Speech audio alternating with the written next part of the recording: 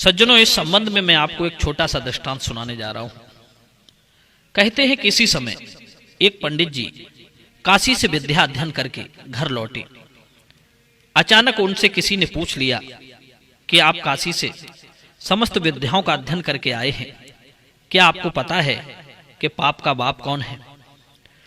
प्रश्न सुनकर पंडित जी ने बहुत सोचा, ग्रंथों के सभी पन्ने पलट दिए, परंतु कहीं भी इस प्रश्न का उत्तर नहीं मिला।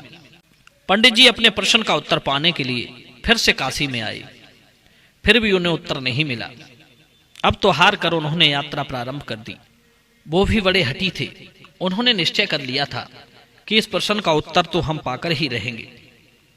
वे अनेक तीर्थों में गए, अनेक विद्वानों के पास गए, परंतु उनके मन को संतुष्ट करने वाला उत्तर नहीं मिला।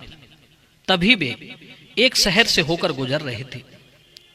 वहीं पर एक विलासिनी नाम की वेश्या झरोखे पर बैठी हुई थी। उसकी दृष्टि उन पंडित जी महाराज पर पड़ी। तभी वो चतुर वेश्या अपनी दासी से बोली, लगता है ये पंडित जी बहुत विद्वान मालूम पड़ते हैं, किंतु ये उदास क्यों हैं? तू पता तो लगा। सज्जनों, वेश्या के इस प्रकार कहने पर दासी भवन से बाहर आई और उसने पंडित जी को प्रणाम किया और पूछने लगी, महाराज, मेरी मालकिन ने पूछवाया है कि आप इतने उदास क्यों हैं? पंडित जी कहने लगे, मुझे ना कोई रोग है, न धन की इच्छा है। मैं जिस बात से उदास हूं उसका जवाब तुम्हारी मालकिन के पास नहीं है, इसलिए वो मेरी उदासी दूर नहीं कर सकती, क्योंकि यह शास्त्रीय प्रश्न है। दासी कहने लगी, यदि आपको कोई हानि ना हो तो मैं आपका प्रश्न जान सकती हूं। पंडित जी बोले, हाँ हाँ, क्यों नहीं। मेरे मन को व्यथित करने वाला प्रश्न है कि पाप का बाप कौन है। पंडित जी का प्रश्न दासी ने वेश्या को बताया। वेश्या कहने लगी, इसमें कौन सी बड़ी बात है, इसका जवाब तो मैं ही बता दूंगी। जाओ बुला लाओ पंडित जी महाराज को मेरे पास। दासी दौड़ती दौड़ती गई और पंडित जी को बुला लाई। पंडित जी भी चले आए, क्योंकि वे हर प्रकार से प्रश्न का उत्तर जानना चाहते थे। वेश्या कहने लगी, महाराज, हम आपके प्रश्न का उत्तर तो बता देंगे, परंतु इसके लिए आपको कुछ दिन यहां रुकना पड़ेगा। बेचारे पंडित जी सोचने लगे कि जिस प्रश्न के उत्तर को पाने के लिए मैंने पृथ्वी की खाक छान दी, कई महीने बीत गए, तो 2-4 दिन की कौन सी बड़ी बात है। उन्होंने वेश्या का प्रस्ताव स्वीकार कर लिया। सज्जनों, इस तरह वेश्या ने उनके लिए रहने को एक अलग मकान दे दिया और उनके पूजा पाठ, भोजन आदि की सारी व्यवस्था कर दी। सज्जनों, पंडित जी भी बड़े कर्मनिष्ठ ब्राह्मण थे। अपने हाथों से ही जल भरकर स्वयं भोजन बनाते थे। वो वेश्या रोजाना उन्हें प्रणाम करने आती थी। एक दिन उसने कहा, भगवान, आप स्वयं अग्नि के सामने बैठकर भोजन बनाते हैं, आपको धुआं लगता होगा। तुम्हें देखकर मुझे बड़ा कष्ट होता है।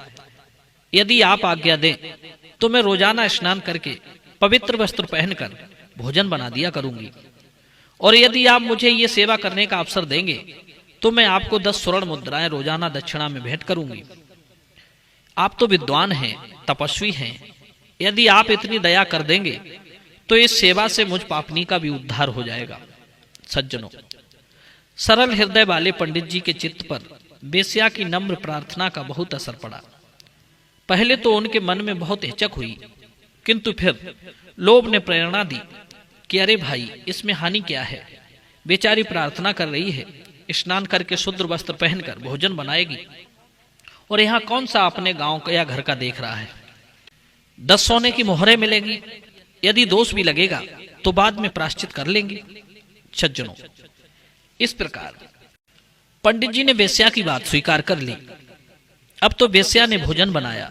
बड़ी श्रद्धा से उसने ब्राह्मण के पैर धुलाए, सुंदर पट्टा बिछा दिया, नाना प्रकार के सुगंधित पकवानों से भरा हुआ थाल पंडित जी के आगे परोस दिया।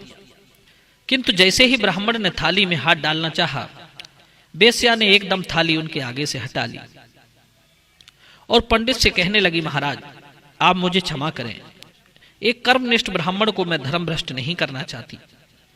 मैं तो आपके प्रश्न का उत्तर देने के लिए ये सब किया है। जो दूसरे का लाया जल भी भोजन बनाने या पीने के काम में नहीं लेते, वे पंडित जी लोभ के बस एक वेश्या का बनाया भोजन स्वीकार करने को उद्यत हो गए। आपके प्रश्न का यही उत्तर है। वो लोभ ही पाप का बाप है। बंधुओं, ये सच है कि अधिक लालची व्यक्ति ही पाप करने के लिए अग्रसर होता है।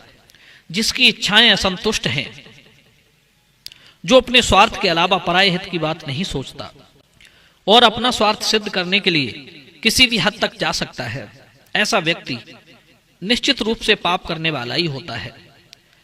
असंतोषी मनुष्य को त्रिलोक की संपत्ति दे दो तो भी वो सुखी नहीं रह सकता, और जिसके मन में लोभ का अंकुर जागृत हो गया तो वो पाप कर्म भी करते समय लोभ को ही प्रधान दृष्टिकोण में रखता है। कहते हैं बिना स्वार्थ के पाप नहीं होता, पाप का जनक लोभ ही प्रथम कारण है। बंधुओं, यदि बात सही लगे तो वीडियो को लाइक करना, शेयर करना और चैनल को सब्सक्राइब करना, क्योंकि हम आपको ऐसी ही जानकारी देते रहते हैं। आप सभी दर्शकों का बहुत बहुत धन्यवाद। जय श्री कृष्ण, जय श्री राम।